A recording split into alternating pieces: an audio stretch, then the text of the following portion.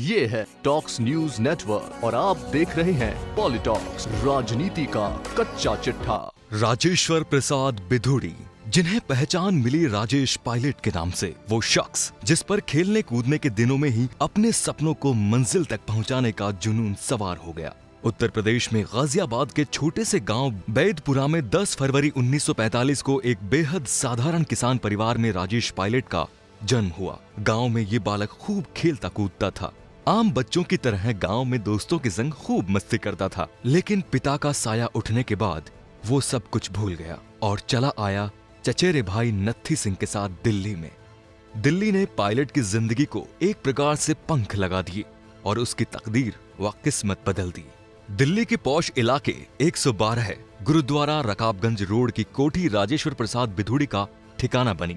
ये कोठी उनके संघर्ष की गवाह थी। यहाँ पर उन्होंने चाचा की डेयरी में मवेशियों की सार संभाल का काम शुरू किया।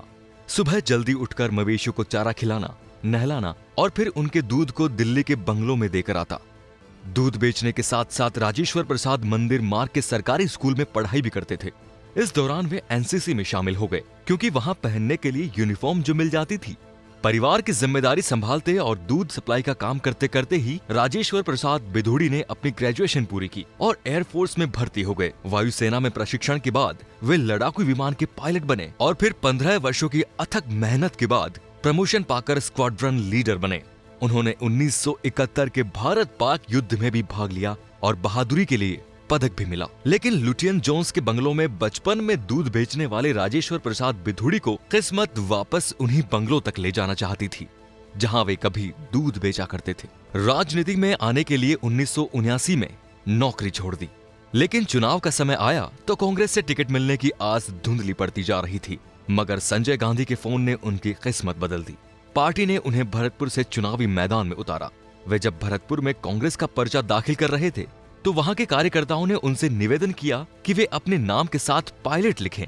उन्होंने उनका आग्रह स्वीकार करके राजेश पायलट के नाम से पर्चा भरा और जब वो बाहर निकले तो पायलट जिंदाबाद के नारे लग रहे थे। उन्होंने भरतपुर की सीट से वहां के पूर्व राज परिवार की महारानी को हराकर पहला चुनाव जीता। भरतपुर में चुनाव प्रचार के दौरान राजेश पायलट के पास उतने पैसे नहीं थे कि वो जगह जगह जाकर अपनी बात कर सके।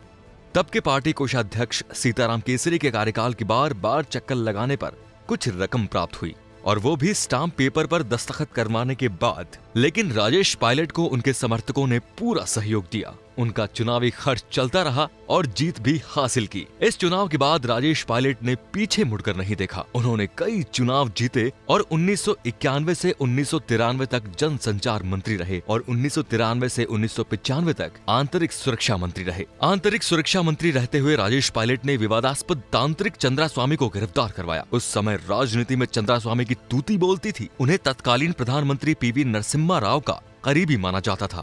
बड़े बड़े मंत्री और अधिकारी उनके सामने दंडवत होते थे। ऐसे में उनके खिलाफ जांच करे तो कौन करे, कार्रवाई करे तो कौन करे। राजेश पायलट ने उस वक्त कहा था कि चाहे मुझे जेल जाना पड़े, लेकिन ये खेल खत्म होगा। पायलट ने चंद्रास्वामी के खिलाफ न सिर्फ जांच बैठाई बल्कि गिरफ्तारी भी हुई। पायलट के इस एक्शन का खूब बवाल मचा, लेकिन आखिरकार इससे उनकी छवि मजबूत हुई।